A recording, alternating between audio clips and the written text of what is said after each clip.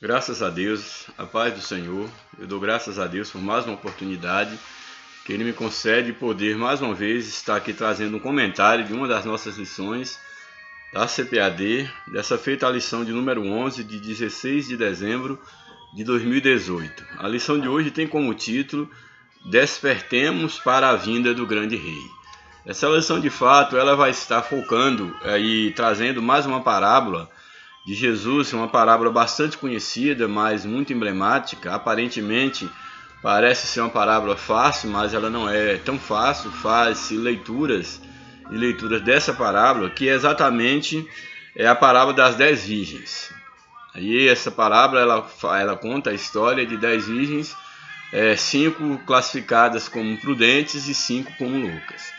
E nessa parábola nós vamos ver esse ensinamento de Jesus, mas desde já eu quero adiantar que o principal objetivo dessa parábola, a principal intenção de Jesus contar essa parábola é exatamente falar sobre o despertamento espiritual para o dia da sua vinda. Então esse é o mais interessante dessa parábola, nós estarmos atentos que esse é o aspecto principal, é uma lição sobre o despertamento, a despeito das leituras que se possam fazer em relação a essa parábola.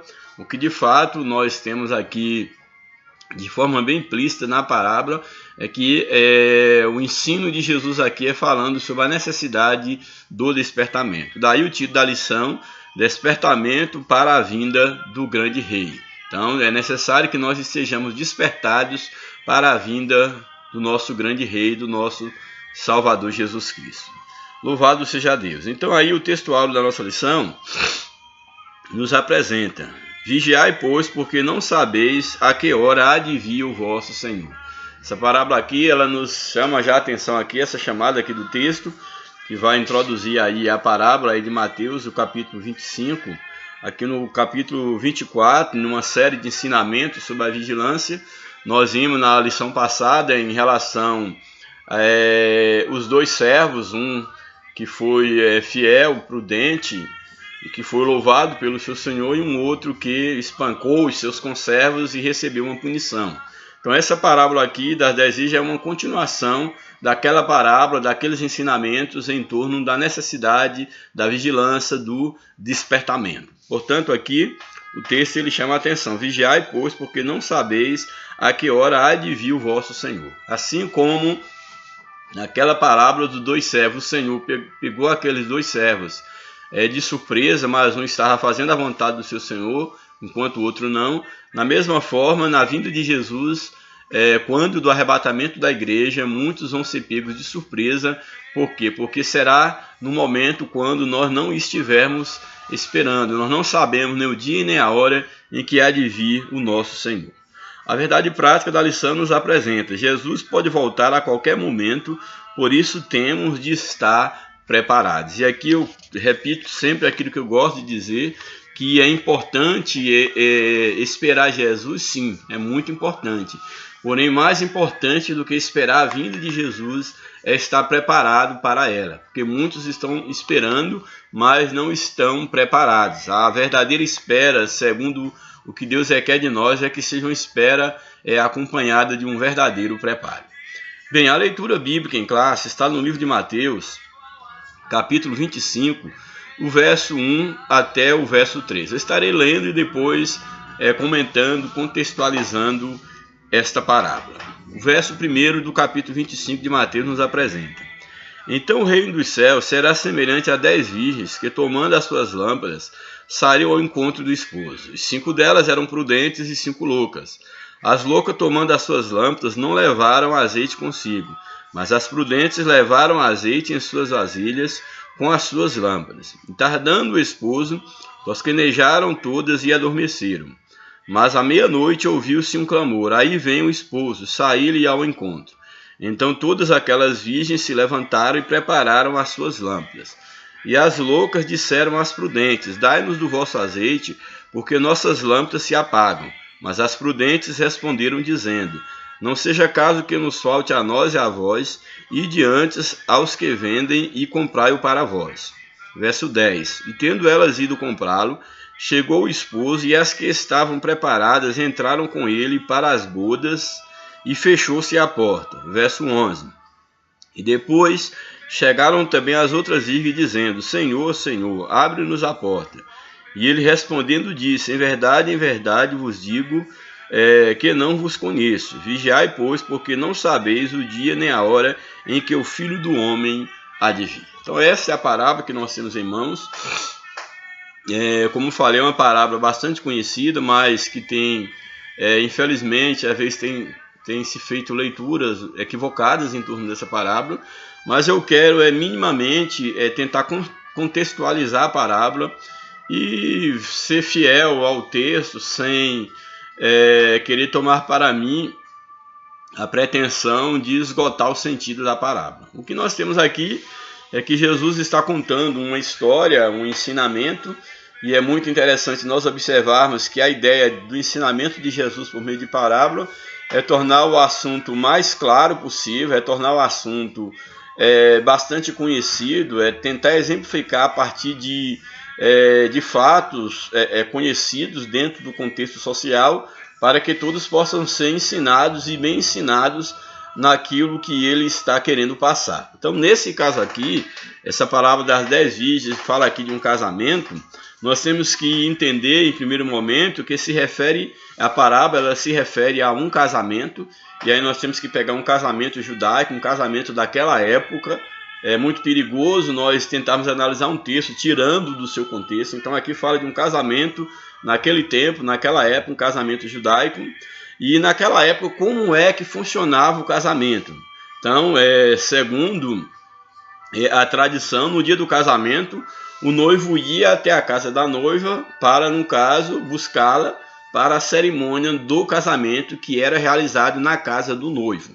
Então nós temos então que os nubentes e um grande número de pessoas saíam da casa do noivo, aqueles que eram convidados, saíam da casa da noiva e iam dirigindo-se até a casa do noivo para que realizasse o casamento. E, geralmente aqueles casamentos, a festa durava até uma semana, a festa do casamento. E uma coisa interessante aqui nesse texto é em relação às 10 virgens. Quem eram essas 10 virgens? Então, segundo a tradição, as 10 virgens eram exatamente damas de honra que esperavam para juntar-se aos convidados a fim de participar da festa. Então, as 10 virgens eram damas de honra, que esperavam, no caso o noivo, para juntar-se aos convidados para a festa do casamento. Então, basicamente, esse é o contexto da parábola. Era um casamento judaico, no qual o noivo, no dia do casamento, ia até a casa da noiva, para junto da casa da noiva sair com um grande cortejo para a casa do noivo, para ali se fazer o casamento, e 10 virgens, que eram as damas de honra, acompanhavam a noiva, no caso, nesse cortejo com o noivo, para as bodas, que não era nada mais, nada menos do que a festa de casamento. Então esse é o contexto da parábola. É claro que nós vamos analisar aqui que Jesus toma o exemplo da parábola, no caso aqui, melhor, de um casamento judaico, mas nós vamos perceber que em dado momento alguns elementos parecem não ganharem uma conotação escatológica, porque o objetivo de Jesus é exatamente ensinar sobre a vigilância. Não é aqui o objetivo de Jesus falar do casamento judaico em si daquela época, não é esse o objetivo. O casamento judaico é simplesmente tomado como um plano de fundo para trazer o ensinamento espiritual. Em dado momento, alguns elementos podem parecer estarem não necessariamente falando de um casamento, porque de fato o casamento é tomado apenas como um pano de fundo. Por exemplo, a ideia das 10 virgens, delas estarem numa casa, e aí o noivo chegar e elas estarem, por exemplo, não estarem juntos com a noiva, porque é interessante nós observarmos que geralmente quando as pessoas alguns fazem a leitura dessa parábola, pensa que as 10 virgens é a noiva. As 10 virgens não eram a noiva. As 10 virgens eram as damas que acompanhavam a noiva. E aqui na parábola que Jesus conta, é um fato assim interessante, que não fala que as 10 virgens elas estavam acompanhadas da noiva. Fala que elas estavam esperando o noivo. Daí posso crer o caráter espiritual, escatológico da parábola, que ao mesmo tempo quer falar do casamento de Jesus com a sua noiva, que é a igreja. Mas as 10 virgens em si, dentro da tradição, elas não eram elas não eram a noiva, é claro, a noiva era apenas uma só, elas eram apenas damas de honra. Então, por isso que às vezes a parábola torna um pouco difícil de entendimento, não é uma parábola fácil, porque às vezes as pessoas estão tendentes a pensarem, no caso, as 10 virgens como sendo a noiva. Apesar de que a lição que Jesus quer dar é que, da mesma forma como essas 10 virgens, dentro do contexto judaico, tinham que estar preparadas para o cortejo do casamento, da mesma forma a noiva de Cristo, a igreja, deve estar preparada para o dia do arrebatamento da igreja, que será num momento quando nós não sabemos, será num piscar de olho. Então é interessante nós observarmos isso, porque há essa dificuldade que, ao mesmo tempo que nos apresenta essas 10 personagens que faziam parte do cortejo de um casamento judaico, ao mesmo tempo o texto nos dá a entender que essas 10 personagens são tomadas como uma representação da própria igreja de Cristo. Mas deixando bem claro, as 10 virgens não eram a noiva, eram damas de honra que faziam parte do cortejo do casamento. Espero que esse esclarecimento ele seja útil para nós entendermos a parábola, já adiantando, como falei, que é uma parábola difícil e que nós temos que ir entendendo, tendo em mente esse casamento judaico e partindo do princípio que o casamento aqui, a ideia aqui do casamento, das damas, do cortejo, tudo isso aqui é tomado como um pano de fundo para o ensinamento sobre a vigilância no mundo espiritual. Bem, então, no início da parábola, nós lemos aí que está então comparando. Então, depois de Jesus ter dito uma parábola, agora ele vem com uma outra parábola. Então, aqui esse conectivo, essa conjunção. Então, o reino dos céus será semelhante a 10 virgens que, tomando suas lâmpadas, saíram ao encontro do esposo. Então, aqui está nos apresentando que o reino de Deus é semelhante a 10 virgens que saíram para um lugar determinado com as suas lâmpadas para esperar o momento do cortejo, o momento de encontrar, de sair com o esposo e a noiva para aquele cortejo até a festa da cerimônia do casamento. Então está mostrando exatamente que essas virgens, dentro daquele contexto, elas deveriam estar preparadas para quando do momento do anúncio da chegada do noivo à casa da noiva, elas estivessem preparadas com as suas lâmpadas já, que a ideia aqui da lâmpada, da ideia que o cenário aqui é de um casamento noturno, e como era, no caso, um ambiente onde não havia energia elétrica,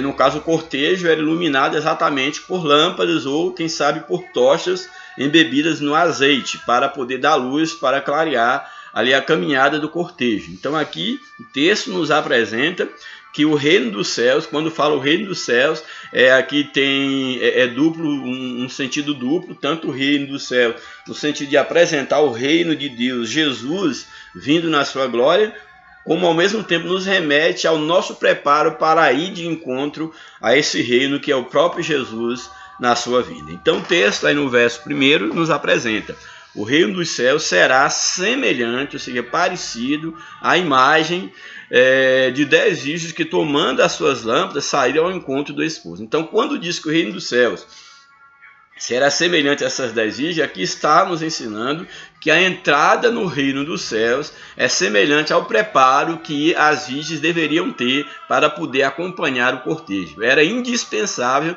que aquelas virgens, aquelas moças fossem virgens e que elas estivessem com óleo nas suas lamparinas, com reserva, para que em momento algum faltasse o azeite naquele momento, durante aquele cortejo. Da mesma forma, fazendo aqui uma aplicação para a vida espiritual, da mesma forma que as 10 virgens deveriam estar preparadas com azeite nas lâmpadas, nas suas vasilhas, assim também é a igreja, é aqueles que querem entrar no reino dos céus. Eles devem estar com suas vidas espirituais abastecidas pelo Espírito Santo, ter reserva nas suas vidas para que eles não possam ser pegos de surpresa e ficarem de fora do casamento, ou não participarem mais especificamente do próprio casamento, que é o casamento da igreja com Cristo. Aí o verso 2, na sequência, diz: vai descrever essas virgens. 5 delas eram prudentes e 5 loucas. É interessante observar que eram 10 virgens, eram 10 moças que tinham todos os requisitos para participarem daquele cortejo, porque elas eram virgem, todas elas eram virgens, e essa era uma das condições para participar, porém com um diferencial, que mesmo sendo virgem, mesmo na aparência, tendo a aparência de estarem preparadas, 5 eram prudentes e 5 eram loucas. Então isso aqui tem um ensinamento muito significativo, que nós sabemos que em relação, também fazendo aplicação em relação à igreja, muitos aparentemente estão preparados aparentemente para a vinda de Cristo, são virgens aparentemente, porque são religiosas, porém não basta ser religiosas, não basta aparentar uma religiosidade, é necessário ter na vida o Espírito de Deus, o preparo, o azeite, a unção do Espírito, porque a única condição, a única possibilidade, a única garantia que nós temos de ser arrebatado no momento do arrebatamento da igreja é se estivermos em nós o penhor da salvação, que é o Espírito Santo. Portanto, aí o verso 2 nos apresenta: 5 delas eram prudentes e 5 eram loucas. Verso 3: as loucas, tomando as suas lâmpadas, não levaram consigo azeite. Olha, as loucas tomaram as lâmpadas, mas elas não levaram uma vasilha, um azeite de reserva, para caso elas precisassem, ou o noivo demorasse, precisasse de mais azeite para que as lâmpadas não apagassem, elas não levaram azeite. Isso é muito significativo, porque dá a entender que aqui, fazendo uma lição, uma aplicação no mundo espiritual, que muitos, infelizmente, até são bem intencionados, são religiosos, mas às vezes muitos fazem ou pensam estar fazendo um compromisso com Cristo, mas um compromisso a curto prazo, não conta com a demora, ou a aparente demora da vinda de Cristo. E às vezes, com o passar do tempo, o azeite começa a diminuir, não tem reserva e acaba por adormecer e estar inapta para a vinda de Jesus. Então essas virgens aqui, elas achavam que era suficiente apenas o óleo, o azeite que elas tinham na lamparina. Elas não levaram azeite consigo, como nos diz aí o verso de número 3. As loucas, por isso que são chamadas de loucas, que era loucura, elas pensarem dessa forma, não se precaverem, uma vez que o noivo poderia muito bem, por algum inconveniente, por alguma circunstância, demorar. Então elas arriscaram. Então as loucas, por isso que são denominadas de nécias ou de loucas. As loucas, tomando as suas lâmpadas, não levaram azeite consigo. O verso 4: mas as prudentes levaram azeite em suas vasilhas com as suas lâmpadas. Então temos aqui, não é por acaso que as prudentes são chamadas de prudentes, porque elas, além das lâmpadas, de azeite nas lâmpadas, elas levaram um azeite de reserva. Elas tinham azeite de reserva, caso o noivo viesse a tardar, e tardou, no caso aqui da parábola, elas estivessem com azeite para alimentar as suas lamparinas. Então aqui traz uma lição exatamente daquele cristão que faz um compromisso com Deus por longo prazo, a perder de vista, e estão constantemente diante do altar do Senhor, se abastecendo da presença de Deus, para estar apercebidos, preparados para a vinda de Jesus. Louvado seja o nome de Jesus. Aí o verso 5 nos diz o seguinte: e tardando o esposo, tosquenejaram e todas adormeceram. Elas começaram a cochilar, o noivo tardou e todas elas adormeceram. É claro que nós temos que entender a leituras e leituras em relação a isto, mas o que eu quero tirar aqui de lição é que dentro daquele contexto lá, o noivo tardou, todas dormiram como era natural, porém a diferença é que quando o noivo chegou, umas tinham reservas para alimentar as lamparinas e outras não tinham, no caso as loucas. Então nesse sentido aqui, nós podemos fazer de leitura o seguinte, que muitas das vezes as pessoas fazem um compromisso com Jesus e acham que Jesus ele virá bem rápido, e elas não se preparam para serem experimentadas diante da aparente demora da vinda de Jesus. Não que Jesus demore, mas porque ele adivina o tempo certo, ele adivina o tempo de Deus, que é eterno, que não é tempo. Tempo é uma questão humana. Então, infelizmente, muitos, durante a longa caminhada, muitos, com o passar do tempo, começam a adormecer, mas o perigoso aqui é exatamente não ter azeite na lamparina.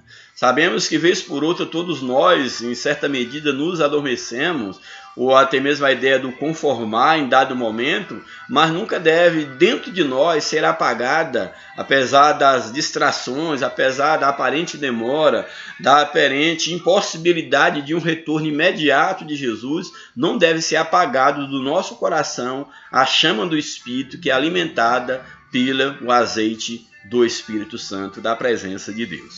Então diz o texto que aqui nesse contexto da parábola, o noivo tardou, elas tosquenejaram e todas dormiram. E o verso 6 diz que à meia-noite ouviu-se o clamor. Aí vem o esposo, sai ao encontro. Podemos ver aqui que a expressão aqui, à meia-noite, ela não é gratuita aqui dentro da parábola. A meia-noite exatamente é aquele momento do dia no sentido das 24 horas, é aquele momento onde tudo está escuro, onde nós não temos ninguém por perto, onde fala das dificuldades, fala de trevas, fala de pecado, fala de momentos difíceis. E nós temos aqui, que é interessante, que a voz, o clamor do arauto dizendo que o noivo estava chegando, se deu exatamente à meia-noite. Sabemos que no mundo espiritual nós estamos a cada dia, o mundo está imerso, a escuridão, as trevas aumentam a cada dia no mundo. E cada dia mais, essa meia-noite, ela se torna mais intensa. E vai ser exatamente na meia-noite que nós devemos estar preparados, que é na meia-noite, e nós havemos de ouvir o brado, ou aqueles que estiverem preparados. Aí vem o noivo. E ai daqueles que não estiverem preparados, que não estiverem com azeite nas suas lamparinas para esse encontro. Então isso é muito importante, porque exatamente aqui o contexto diz que o noivo ele tardou tanto. Eu creio que aqui a previsão era para ele chegar, quem sabe, entardecendo, mas não à meia-noite. Houve aqui um atraso na viagem do noivo, no trajeto, e ele chegou à meia-noite, em plena escuridão, como o mundo está em plena escuridão. Então à meia-noite ouviu-se o grito, aí vem o esposo, saí-lhe ao encontro. Interessante que quando da chegada do noivo, era necessário que todas fossem despertadas e que saísse ao encontro do noivo. E não dava tempo para fazer nenhum preparo, simplesmente deveriam sair ao encontro do noivo. Aí o verso 7 nos diz, então todas aquelas virgens se levantaram, se despertaram, daquelas estavam dormindo, e prepararam as suas lâmpadas. Mas quando do preparo das lâmpadas, houve então agora não vou dizer uma surpresa, mas a grande realidade é que no momento de preparo da lâmpada, o azeite daquelas virgens, das virgens loucas, já estava, no caso a sua lamparina já estava quase se apagando. E não dava a mínima condição de que elas seguissem o cortejo com um pouco de azeite que tinha nas suas lâmpadas. As lâmpadas das virgens prudentes, também o azeite estava da mesma forma, vamos dizer assim, acabando nas suas lâmpadas, já que as duas estavam dentro do mesmo contexto, porém a diferença é que as prudentes tinham reserva de azeite. Elas puderam abastecer as suas lâmpadas para saírem ao cortejo. Então olha o que nos diz o verso 8. E as loucas disseram às prudentes, dai-nos do vosso azeite, porque as nossas lâmpadas se apagam, estão se apagando.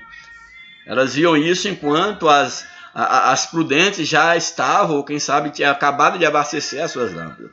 Aí então as prudentes, elas responderam, não é por acaso que elas são chamadas de prudentes. Elas responderam dizendo, não seja caso que nos falte a nós e a vós. Ou seja, se nós dividirmos o azeite, nem nós iremos ao cortejo e nem vocês também irão. Então elas foram prudentes, não. Cada um tem que ter o seu preparo, tem que ter o seu azeite próprio. E isso é interessante por quê? Porque na vida espiritual, quando da vinda de Cristo, ninguém pode, vamos dizer assim, não há, a salvação é algo individual. Não há como você estar pegando carona ou tomando azeite emprestado de alguém. É você que deve desenvolver a sua relação, a sua comunhão com Deus. Isto é ter azeite próprio. Não é querer sugar ou tirar o azeite do outro para você poder estar, no momento de desespero, estar apto para a vinda do Senhor. É necessário que cada um procure conservar o azeite na sua vasilha. Então aqui as prudentes, elas respondem, não seja o caso que falte a nós e a vós, ide antes aos que vendem e comprai-o para vós. Então aqui dentro da parábola, lá no sentido real, cultural, elas deveriam sair para ir comprar à meia-noite, se é que elas iam achar, uma hora daquela, alguma casa aberta, ou alguém em algum lugar que vendia o azeite, para elas poderem comprar o azeite. Então era um momento bem provável para encontrar azeite para comprar. Da mesma forma, como a Bíblia diz que a vinda de Cristo será num piscar de olho, não dá tempo correr atrás para fazer aquilo que nós tivemos a vida toda para fazer. As virgens loucas, elas tiveram o tempo todo que antecedeu a chegada do noivo para poder providenciar azeite. Porém, elas queriam fazer isso em cima da hora e não havia mais tempo. Aí o verso 10. E tendo elas ido comprá-lo, chegou o esposo, e as que estavam preparadas entraram com ele para as bodas. Seguiu o cortejo e entrou para a festa, e fechou-se a porta. E é interessante que depois que a porta era fechada, tarde demais para se chegar ao casamento. E isso é muito interessante porque nós temos a oportunidade de nos achegarmos a Deus enquanto nós temos vida, enquanto há tempo. Mas chegará um tempo, seja através da morte ou através do arrebatamento da igreja, quando o homem buscará salvar-se, ou quem sabe durante a grande tribulação, e vai ser tarde demais devido às condições efetivas, objetivas do arrebatamento da igreja, ou quem sabe até mesmo da grande tribulação. Portanto, fechou-se a porta, o verso 11. E depois que a porta se fechou, chegaram também as outras virgens dizendo: Senhor, Senhor, abre-nos a porta. Qual foi a resposta do noivo? E ele, respondendo, disse: Em verdade vos digo que vos não conheço. Vos não conheço. Aqui é interessante nós observarmos que o noivo só conhecia aquelas noivas, no caso aquelas virgens, melhor dizendo, que ele percebeu que estava no cortejo com suas lâmpadas e que entraram para dentro da casa. Aquelas que não estavam no cortejo, que não entraram, eram desconhecidas do noivo. E em se tratando em termos espirituais, a ideia de muitos chegarem diante daquele dia, diante do juiz e dizer: Senhor, mas em teu nome eu fiz isso e aquilo, e o Senhor disser: eu não vos conheço, exatamente eu quero trazer para você uma verdade. Jesus só reconhece aqueles que estão nele. A Bíblia diz que nós somos o corpo de Cristo, que nós devemos estar nele e ele em nós. Então, qualquer pessoa, por mais religiosa que ela seja, por mais boa religiosa que ela seja, que ela não estiver em Cristo, ela será desconhecida por Cristo. Jesus só se reconhece, ou só reconhece aqueles que fazem parte do seu corpo. Então aqui, nesse momento aqui, quando elas chegaram pedindo, clamando para abrir a porta, o noivo responde: em verdade vos digo que não conheço. Aí Jesus então termina a parábola e traz esse ensinamento aí no verso 13, uma reflexão: vigiai, pois, porque não sabeis o dia e nem a hora em que o Filho do Homem há de vir. O Filho do Homem fala de Jesus. Então Jesus está falando dele mesmo. A necessidade de vigilância, porque não se sabe o dia e nem a hora da sua vinda para buscar a sua igreja. Louvado seja o nome do Senhor. Bem, esse foi o comentário aí preliminar. Nós vamos então agora para a lição, para o comentário da lição. Nós fizemos um comentário aí da leitura bíblica aí em classe, desses textos que fundamentam a lição. E vamos então agora para o comentário da lição. A introdução da lição nos apresenta: a parábola das 10 virgens ensina que somos responsáveis individualmente pela nossa condição espiritual. Isso aqui é muito interessante. Então nós temos que entender que cada um dará conta da sua alma diante do Senhor. Cada um é responsável individualmente. Eram 10 virgens, cada uma tinha a responsabilidade de estarem com as lâmpadas acesas, de terem azeite de reserva. Então a salvação, ela é individual. Não é o teu pai, não é tua mãe, não é o teu pastor que vai fazer aquilo que compete a você. Cada um tem que fazer a sua parte. Cada um tem que se preparar para encontrar com o Senhor. Louvado seja o nome de Jesus. Nessa parábola, Jesus declara solenemente a impossibilidade de sabermos o momento da sua volta, que é interessante também. Assim como aquele noivo chegou no momento quando as virgens não esperavam mais ou estavam dormindo, também aqui o Senhor adverte a impossibilidade de sabermos o dia da sua volta. Mas a Bíblia diz que aquele que prometeu, ele há de vir, aquele que há de vir virá e não tardará. Por esse não tardar é no tempo da eternidade, é no tempo de Deus. Então Jesus declara solenemente a impossibilidade de sabermos o momento da sua volta. Por isso temos de estar preparados para tal acontecimento. Devemos estar prontos para o momento em que Jesus voltar, a fim de levar o seu povo para o céu. A vinda do Senhor será uma ocasião de grande regozijo para os crentes fiéis, sendo comparada a um banquete de casamento. A vinda do Senhor será um momento de muita alegria para os fiéis, um momento de muito júbilo para aqueles que hão de participar desse momento glorioso, dessa festa, desse banquete de casamento. Mas também será um momento de muita tristeza para aqueles que aqui ficarem. Para os que estiverem preparados, a Bíblia nos diz em relação a essa festa, esse banquete, e a Bíblia nos apresenta aí em 2 Timóteo 4:8, que a coroa da justiça está guardada para todos aqueles que amam a vinda do Senhor. Mas, infelizmente, para muitos será um tempo de desengano, um tempo de julgamento, um tempo de desespero, um tempo de tristeza. Por quê? Porque muitos serão apanhados de surpresa. É necessário que nós estejamos preparados, precavidos, com a unção do Espírito diante da realidade da vinda de Jesus. O primeiro tópico da lição nos apresenta interpretando a parábola das 10 virgens. Primeiro subtópico: o reino dos céus será semelhante a 10 virgens. Esta é uma das parábolas que ao longo do tempo já recebeu muitas interpretações, por ser um texto importante, porém nada fácil de entender. Das diversas vezes que encontramos em Mateus a expressão reino dos céus, essa é uma delas em que o sentido não se refere apenas ao reino trazido por Cristo, no caso a mensagem do Evangelho, não apenas a isto, mas sim como sinônimo da vida eterna e de reino plenamente instaurado. Então aqui a palavra reino dos céus na Bíblia fala às vezes do reino do Evangelho, o reino messiânico, mas também fala, nesse caso aqui, dessa citação, está falando também de um reino espiritual, de um reino pleno, de um reino restaurado por Jesus Cristo. E aqui a palavra virgem, colocada aqui, reino, fala desse reino também espiritual, e virgens aqui significa exatamente, era o quê? Uma representação de pessoas que estavam aparentemente preparadas, sábias, irrepreensíveis, simbolizando os crentes de uma vida exterior, sem qualquer mancha, entendeu? Seria a ideia, pois os que seguem a Cristo são chamados de virgem. Porém, nós vamos ver que há uma diferenciação entre essas virgens, duas classes ou dois tipos de virgens, que é apresentado aí no subtópico 2, que é duas classes de virgem.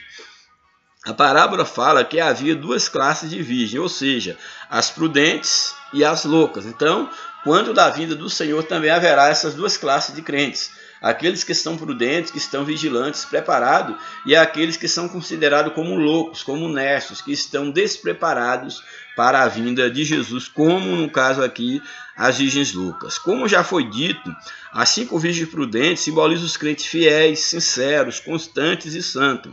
Essas mulheres sinceras carregavam um estoque de boas obras, quebrantamento, misericórdia. Isso alimentava a chama espiritual do amor que queimava em seus corações. Elas não andavam na escuridão do pecado, mas brilhavam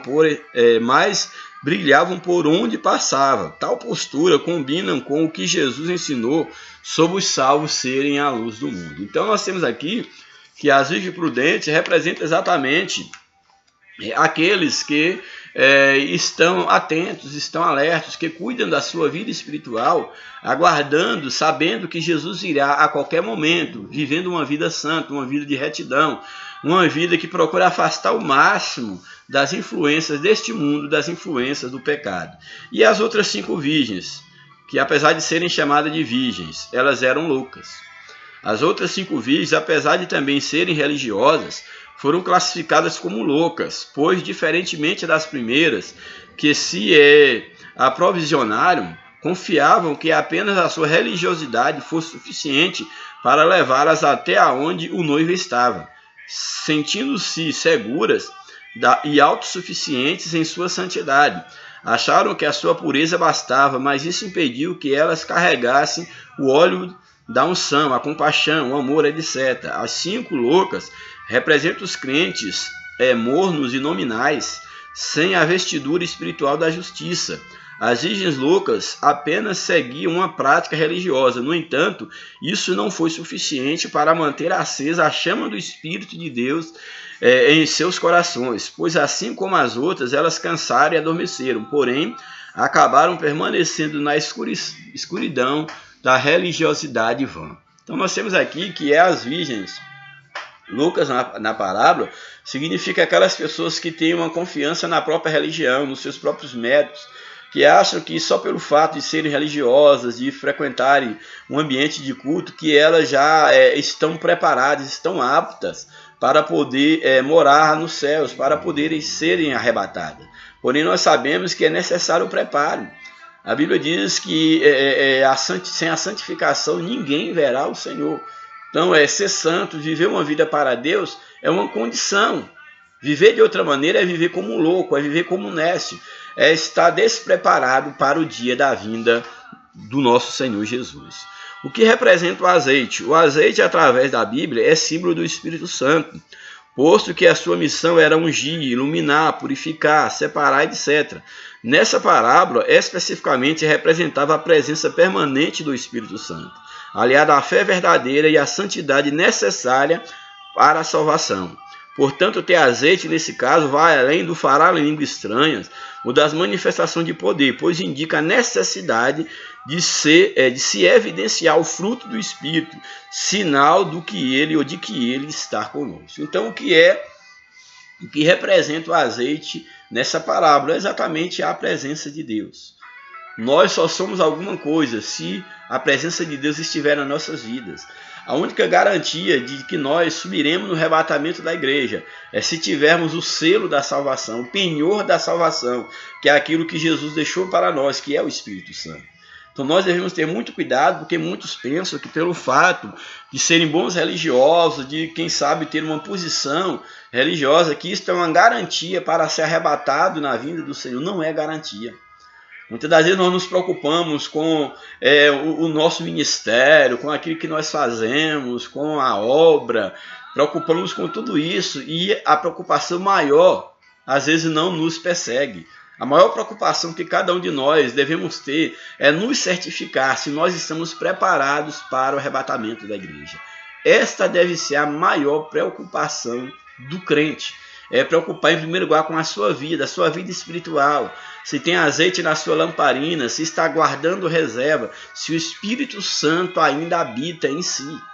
Essa deve ser a tua preocupação.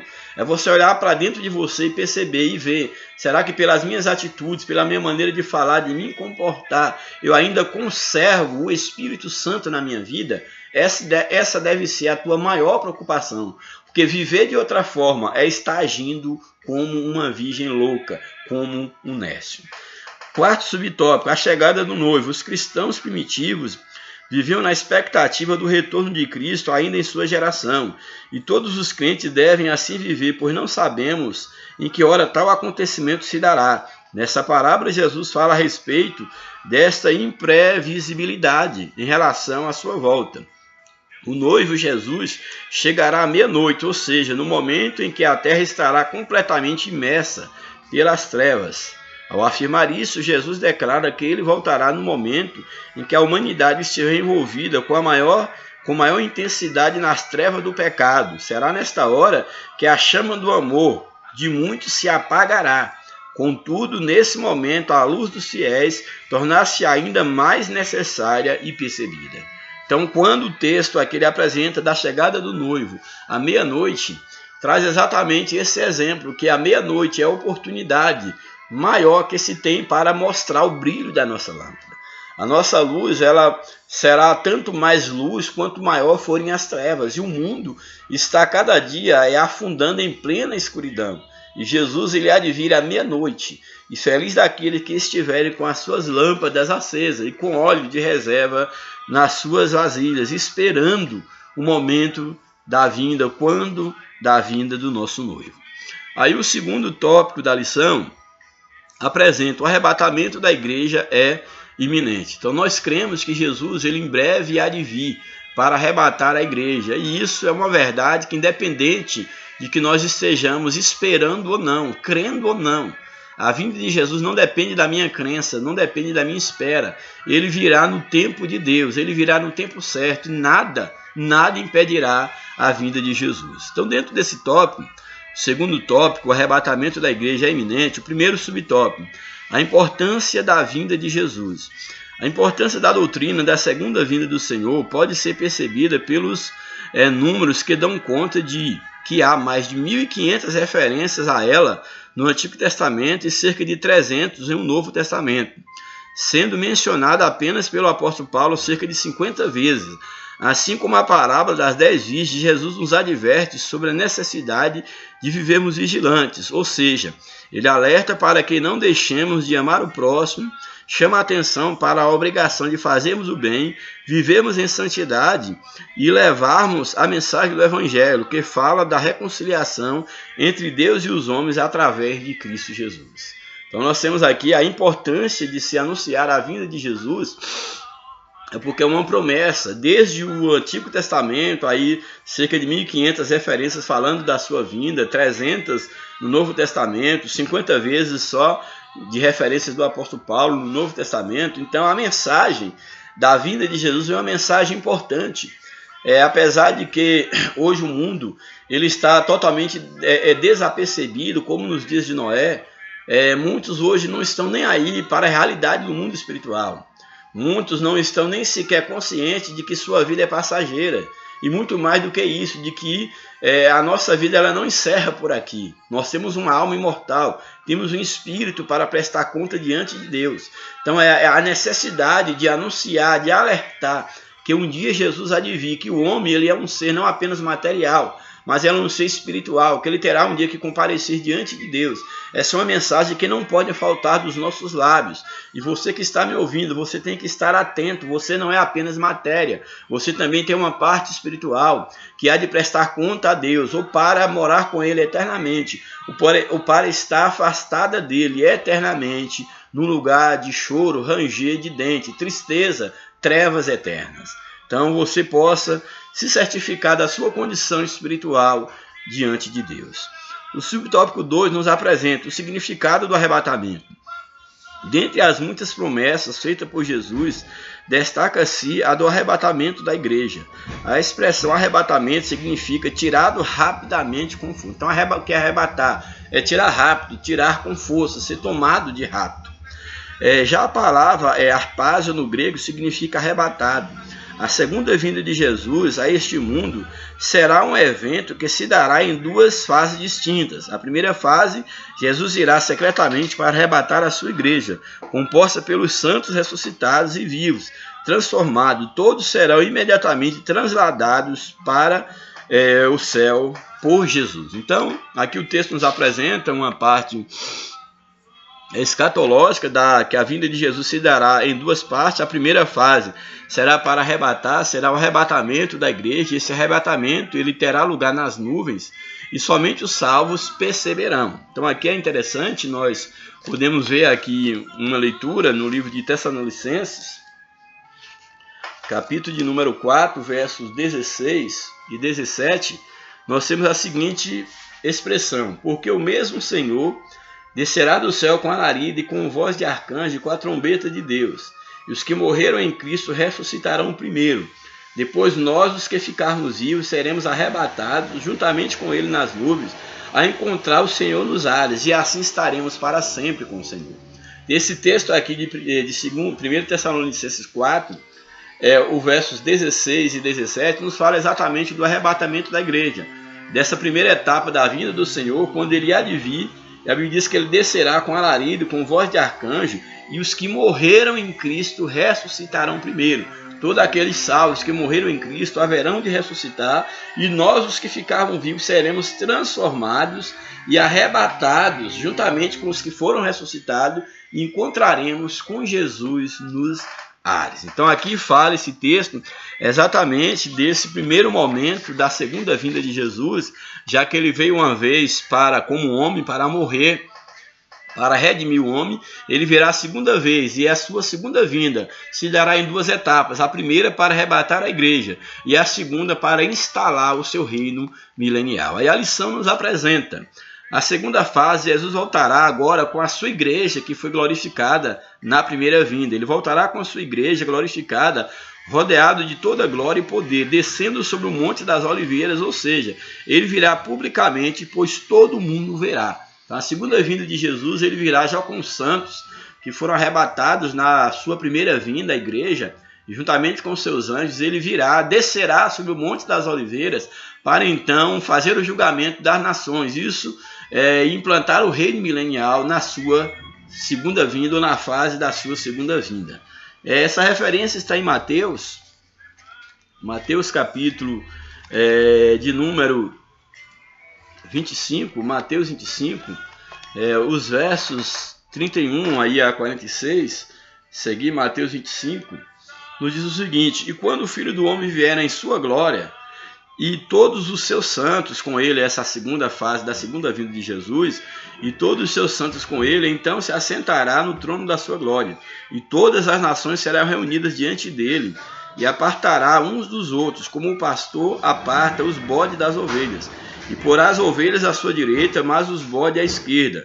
Então não dirá o rei aos que estiverem à sua direita: vinde benditos de meu Pai, possuí por herança o reino que vos está preparado desde a fundação do mundo, porque tive sede e me deste de comer, tive fome e me deste de comer, tive sede e me deste de beber, era estrangeiro e hospedaste-me, estava nu e vestiste-me, adoeci e visitaste-me, estive na prisão e foste ver-me. Então os justos lhe responderão, dizendo: Senhor, quando te vimos com fome e te demos de comer, ou com sede e te demos de beber? E quando te vimos estrangeiro e te hospedamos, ou nu e te vestimos? E quando te vimos enfermo, ou na prisão e fomos ver-te?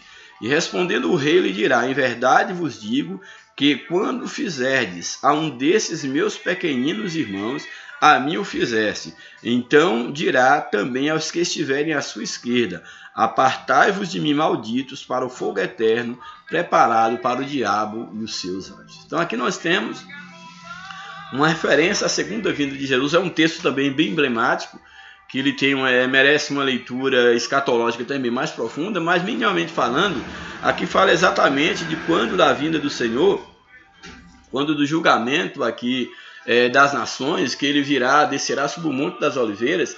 A Bíblia diz que as nações serão julgadas, umas serão colocadas à direita e outras à esquerda, como bodes e ovelhas, e aqueles que forem colocados à esquerda entrarão no reino de Cristo, no reino milenial, e aqueles que forem julgados indignos serão destruídos pelo fogo da presença de Deus.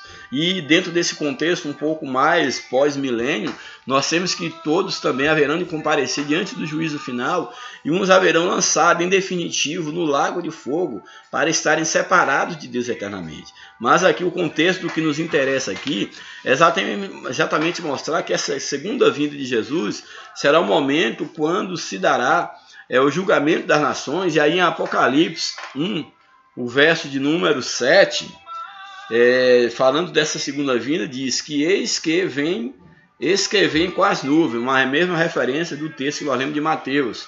Eis que vem com as nuvens, e todo olho o verá, até mesmo os que transpassaram, e todas as tribos da terra se lamentarão sobre ele. Sim, amém. Então aqui, nessa segunda etapa da segunda vinda de Jesus, a Bíblia nos diz aqui que todo olho o verá. E às vezes há uma certa confusão. Por quê? Porque a Bíblia diz que o arrebatamento, a primeira etapa da vinda de Jesus, que é o arrebatamento, a Bíblia diz que será num piscar de olho, ao som da última trombeta. Então, o mundo perceberá a falta de Jesus, mas somente os salvos verá, porque será num piscar de olho. Os mortos serão ressuscitados, que morreram em Cristo, e os salvos serão vivos, serão transformados, tudo num piscar de olho. Mas na segunda etapa da segunda vida, como nós lemos aqui em Apocalipse e lemos em Mateus, que ele descerá sobre o Monte das Oliveiras para julgar, separar as nações, como separa o bode das ovelhas. E aqui em Apocalipse diz que todo o olho o verá, até aqueles que o traspassaram. Quem foram esses? O povo de Israel, que rejeitaram, que traspassaram, que crucificaram a Jesus. Então isso aqui fala da segunda etapa da vinda de Jesus. Louvado seja o nome de Jesus. Então vimos aí as duas etapas, assim de uma maneira bem rápida, as duas etapas da vinda de Jesus. E finalmente, o último tópico da lição: uma vida cheia do Espírito e de santidade. Primeiro subtópico: prontidão e santificação. A parábola das 10 virgens ressalta o valor de cada cristão estar pronto e com a vida santificada, isto é, vivendo de forma separada das coisas profanas, consagrando a vida a uma única coisa: agradar o seu noivo, o Senhor Jesus.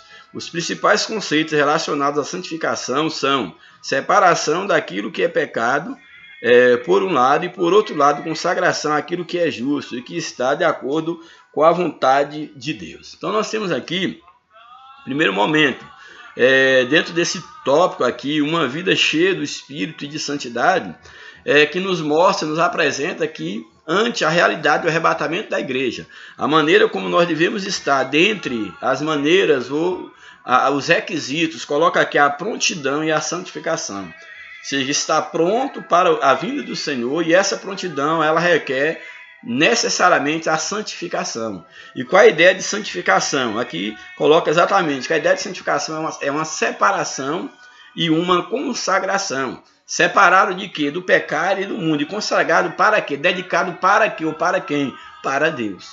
Então é impossível alguém viver uma vida de santidade se não estiver separado do mundo e ao mesmo tempo consagrado para Deus.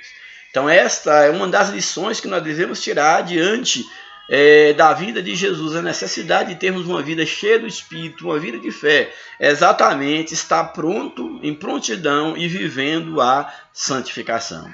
Uma outra condição, subtópico 2, estar cheio do Espírito Santo é um estilo de vida. Isso aqui é muito interessante. Estar cheio do Espírito não é uma opção. Eu sempre gosto de dizer que o próprio verdadeiro cristianismo não é uma religião, é um estilo de vida. É um modo de vida. Jesus não veio trazer uma religião, ele veio trazer um modo de vida. E viver uma vida cheia do Espírito não é uma opção, é um estilo de vida. É um modo de vida daqueles que tiveram um encontro com Cristo. Então você tem que aprender isso, viver em santidade. Ser cheio do Espírito deve ser o estilo de vida daquele que diz ser servo do Senhor. Portanto, estar cheio do Espírito Santo é um estilo de vida. Viver na plenitude do Espírito Santo é a maior necessidade para a nossa vida hoje. Mas ninguém pode ser cheio do Espírito Santo de Deus se não adotar um estilo de vida santo. Santidade é o caminho para receber o poder do Espírito Santo. Ou seja, a palavra que está dizendo é Espírito Santo, ou seja, onde o Espírito Santo chegar, é necessário que o ambiente seja santificado. Na vinda de Jesus só há de subir aqueles que tiverem o Espírito Santo. Então, ter uma vida de santidade não é opção, é o estilo de vida, é a maneira de ser daquele que recebeu o Espírito Santo na sua vida. Louvado seja o nome do Senhor. A santificação, em contraste com a justificação, que ocorre no momento da conversão a Cristo, a santificação o que é? A justificação ela é imputada. É a justiça de Cristo sendo imputada a nós sendo ocupando a posição de justos pelos méritos de Cristo. Isso na justificação. E na santificação? A santificação é um processo progressivo que perdura por toda a nossa vida. Então aquilo que Deus fez por nós através de Cristo, a justificação, na santificação Deus faz em nós, que é de fato nos tornando justos, nos tornando santos para Deus. Pois enquanto estivermos, somos pecadores regenerados, que precisamos do trabalho dioturno do Espírito. Deus tem grande alegria em ver que os seus filhos procuram viver em santidade, cheios do Espírito Santo, abundante nos dons, visando edificar a igreja, fazendo os discípulos, cuidando do bem de cada pessoa. Por isso, cabe a cada um a seguinte reflexão: o meu estilo de vida agrada a Deus? Qual é o teu estilo de vida? Você tem um estilo próprio ou você tem um estilo de vida dos santos? Você tem vivido em torno de uma vida de santidade, em torno do reino de Deus? Você é que deve responder a si mesmo. E o último subtópico: andando em santidade para com todos. Isso aqui é interessante, que coloca aqui requisitos necessários para se ter uma vida cheia do Espírito. A prontidão e a santificação, estar cheio do Espírito Santo como estilo de vida e andando em santidade para com todos. Devemos ser santos para com Deus, devemos agir como santos em relação para com os outros, nas nossas relações interpessoais. No intuito de vivermos uma vida santa e cheia do Espírito Santo, devemos quebrantar o coração, tornando-o completamente consagrado, dedicando a Deus ao seu trabalho. Nosso compromisso é agradar ao Senhor, andando em santidade, de maneira fiel a Deus, sendo fiel a Deus, à família, à igreja, ao corpo de Cristo, à nossa liderança, ao pastor, o verdadeiro pastor, aos irmãos de fé, ou seja, sendo fiel a Deus em tudo. Porque a fidelidade a Deus ela abrange todos os nossos relacionamentos, entre família, igreja, liderança, de um modo geral, sendo fiel a Deus, em um santo temor a Deus, vivendo direcionados pela palavra e não pela mera religiosidade. Não podemos perder de vista que a promessa de uma vida plena e cheia do Espírito Santo é para todos os filhos de Deus, portanto, para todos nós hoje. Então, viver uma vida cheia do Espírito é condição necessária, para vivermos com Deus, e não apenas condição, é necessário. É necessário viver cheio do Espírito para podermos estar aptos para a vinda do Senhor. Assim como as virgens elas precisavam ter azeite nas suas lamparinas para poder entrar, ter acesso ao banquete, à festa do noivo. Imagine nós que somos bem mais do que essas damas, essas virgens que apenas iam participar de um cortejo de casamento. Nós somos bem mais, a nossa responsabilidade é maior do que as 10 virgens, porque elas deviam estar preparadas para serem damas de honra. E nós somos bem mais do que damas de honra. Nós somos a própria noiva. Então a responsabilidade, se as virgens deveriam estar preparadas, muito mais deveria estar com as vestes limpas, sem nenhuma mancha, deveria estar a noiva. Pare para pensar nisso. Que Jesus traz o exemplo de um casamento judaico, colocando a responsabilidade que tinha aquelas damas, aquelas virgens, para poder fazer uma aplicação no mundo espiritual sobre o cuidado que a igreja, que não é apenas as damas, mas a igreja que é de fato a noiva de Cristo, qual deve ser o preparo da igreja enquanto noiva de Cristo. Então Jesus ele vem buscar para si uma noiva pura, uma noiva santa, uma noiva sem mancha e sem ruga.